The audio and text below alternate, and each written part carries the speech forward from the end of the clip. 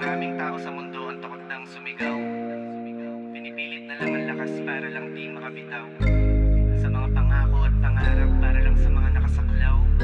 Kahit na minsan ultimo sarili nila di na matanaw. Hinayaan na sarili lumikha ng mga bagay na di pa nga nakikita ng mata. Pero bakit luwat sa mukha, bumasa, tila tuloy di na kinakaya makapinta. Mabigat na dala, mapasanin pa, usad pa urong parang paghuhuna. Mundo ko'y namulatan na wala na sigla, magmula ng dilim na laging ininda. Di ko nais papunta kung akala'y ginusto. Di ko papasukin na silid na wala akong maririnig ng mga tao. Takot sa multo, di mapalagay, ultimo sarili na gawa ng halay.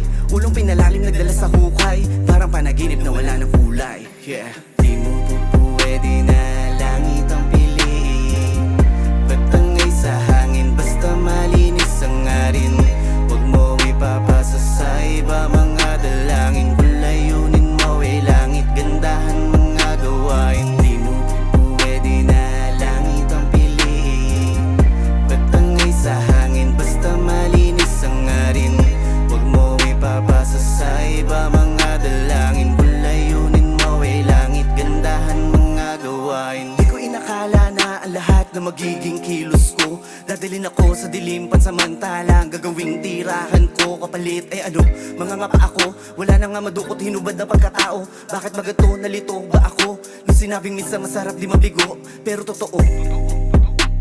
Kung kailan mo di hinahanap sa kalalabas ng tukso, kasabay ng iyong mga pangarap, abot kamay ang mga bisyo, dating kasama di hinanap. Nakalimot nga sa mundo, sumarap higa sa alapaap. Bakit ba akalang walang katapusan?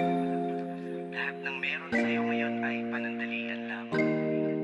Huwag kang magpapalinlang sa mga naaabot ng mata mo. Pakinggan mo ang sarili mo, siya mismo ang karma mo. Kung ito man kapalit, yakapin mahigpit, na iwanan ko nakalat ay mahirap iligpit. Ibaong ko man sa lupa ay diyak magigipit, pero di ako papayag magpatuloy yung sakit. Muli akong babangon na naman suot damit, maging punit-punit mawala man ang salawit. Lalaban ng mga agos kahit magsabit-sabit, tutulungan ng sarili at di na pagpapalit.